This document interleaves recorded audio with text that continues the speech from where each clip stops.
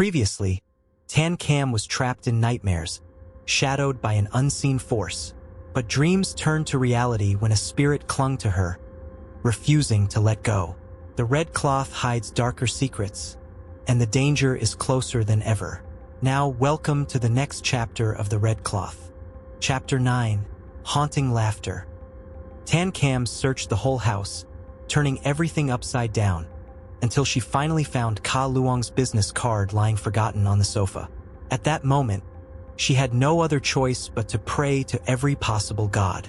She quickly dialed the number. When the call connected, she could only utter two short words. Ka Luong. On the other end came a sharp, teasing voice. "Little cat, so you finally decided to call me. Now you believe I'm not afraid of cats anymore, don't you?" The remark made Tan Cam uneasy. Doubts swirled inside her. Could someone like him really be an heir to a famous line of exorcists? Or was he just a braggart? The thought only deepened her unease. A while later, the doorbell rang. Tan Cam hurried to open it. Standing before her was a handsome young man. Sleek black sunglasses, a crisp black suit, and a large travel bag in hand. She couldn't help but sneer. "I asked you here to exorcise a ghost, not to strut around like some gangster boss. Why the show?" He lowered his glasses and smirked. "Ghost hunting is just my hobby. My real profession is being a handsome man." Tan Cam was speechless. This shameless man. What on earth was he? Still annoyed, she nevertheless politely took a can of Coke from the fridge and offered it to him. Sitting cross-legged on the sofa, she recounted in detail everything strange that had happened over the past few days. From TT's return with the red cloth, to Lam Kai's tragic death, on Kai's madness, TT's haunting, and even her own sense of looming danger. Ka Luong listened attentively. Then he asked slowly, "When did you first start feeling uneasy?" Hard to say exactly, but it seems that ever since TT appeared with that red cloth, everything has turned bizarre. He nodded decisively. "To me, it's quite simple. Everything revolves around the red cloth." Tan Cam thought bitterly. That's obvious. Anyone who's read a novel could figure that out. But the shadow she had seen clinging to TT's shoulder, along with old Mr. Ho's mom's desperate warnings, made her certain the cloth was indeed the root of all these tragedies. The most important thing now was saving TT. She mocked him, "Don't think everyone's a fool," stating the obvious as if it's some profound insight. He didn't bother to argue, only said, "Enough bickering. Let's get to your friend's house. She may already be in danger." Tan Cam picked up Hak Bao, the black cat that never left her side. But Ka Luong frowned. "Why bring the cat? I'm allergic. But it has saved me many times. It has to come." "No way. If you insist, carry it yourself." With that, he unlocked a luxury car. Tan Cam raised an eyebrow. "Where'd you steal this car from?" "It's mine," she scoffed. For someone like him, even owning a bicycle seemed unlikely. Surely he was just showing off something borrowed. Soon they arrived at Duong TT's house. The maid opened the door with a calm face, which briefly reassured Tan Cam. But her next words froze both her and Ka Luong. "Half an hour ago, Miss received a phone call and went out." "Who called?" An older man's voice. "What was she wearing?" "Still the same red qipao. She refused to take it off." Hearing this, Tan Cam's legs went weak. That dress was no different from chains binding TT to a vengeful spirit. Trembling, she immediately phoned Luke Tu Min. The police officer had been poring over photos from Lam Kai's case. Hearing her choked voice, his heart clenched, and he rushed to TT's house. Tan Cam frantically explained everything. Yet, unlike Ka Luong's decisiveness, Tu Min only held her hand and said, "I'll take you to a psychologist. You're under too much pressure." She froze, bitter. This man, the one she trusted most, did not believe her. Ka Luong cut in. "So you don't believe her?" Tu Min realized he was wrong, but as a rational policeman, he couldn't accept talk of ghosts. Still, he resolved to investigate. He was convinced that behind all this, some hidden hand was pulling the strings. The city was vast. Finding TT now was like searching for a needle in the sea. The group had no choice but to wait at her house. Ka Luong seemed the most relaxed, wandering around admiring the place before pulling out a laptop to play games. "What, are you a digital age exorcist?" Tan Kam mocked. "Games help me train my ghost hunting skills," he replied. She shook her head in exasperation. That night, two men bent the rules and ordered a search, but no trace of TT turned up. Exhausted, Tan Kam drifted into sleep. Hak Bao climbed onto the sofa beside her, a silent guardian. Soon, all three of them were asleep. In the middle of the night, the phone rang shrilly. Tan Kam reached out and answered. What came through was laughter. Many voices laughing. The laughter was soft, not the shrieking or gloomy "return my life" cries of ghosts in horror films. Yet it filled her with dread. She heard Duong TT's raspy laugh, An Kai's quiet giggle, and Lam Kai's carefree laughter, the friend who was already dead. Tan Kam's heart froze. They were laughing, three voices, two alive, one dead. Suddenly, a distant female voice called her name. Gentle, unfamiliar, yet strangely alluring. "Tan Kam, come here." Her mind grew hazy. The voice carried an irresistible pull, compelling her to follow. In an instant, the scene around her shifted. She was in a forest, walking along a familiar mountain path.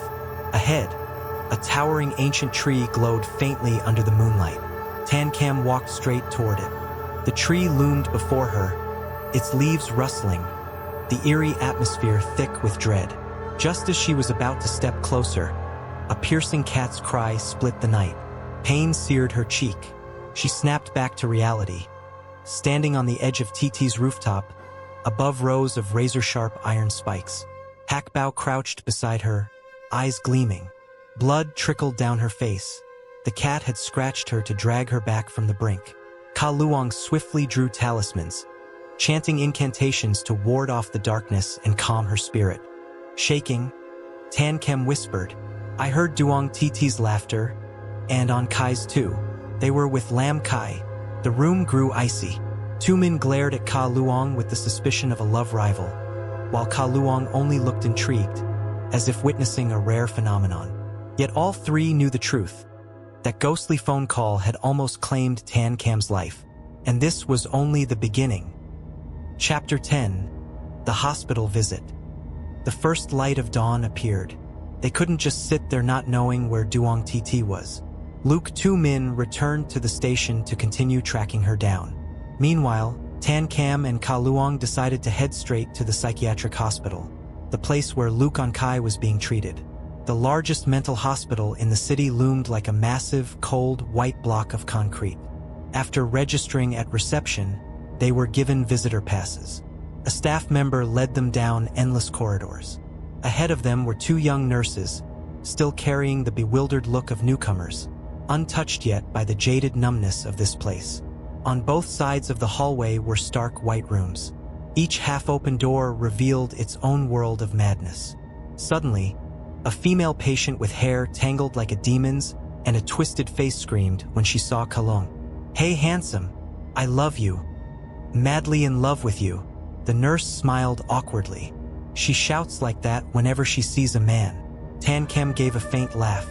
Ka Luong only shrugged, looking half amused, half helpless. They went deeper, past a heavy iron gate where the corridor grew darker. Stopping before a room, the nurse lowered her voice to warn. "You'd better just look through the window. She's violent, has attacked several doctors, and even tried to gouge out her own eyes. We've had to restrain her." Through the small window, Tan Kam saw a figure half-sitting, half-lying, arms and legs strapped tightly to the bed frame. "Look, An Ki, my God, she's still alive." The distance was too great. She couldn't see clearly. Tan Kam begged to go inside. The nurse hesitated but finally agreed, allowing only her to enter.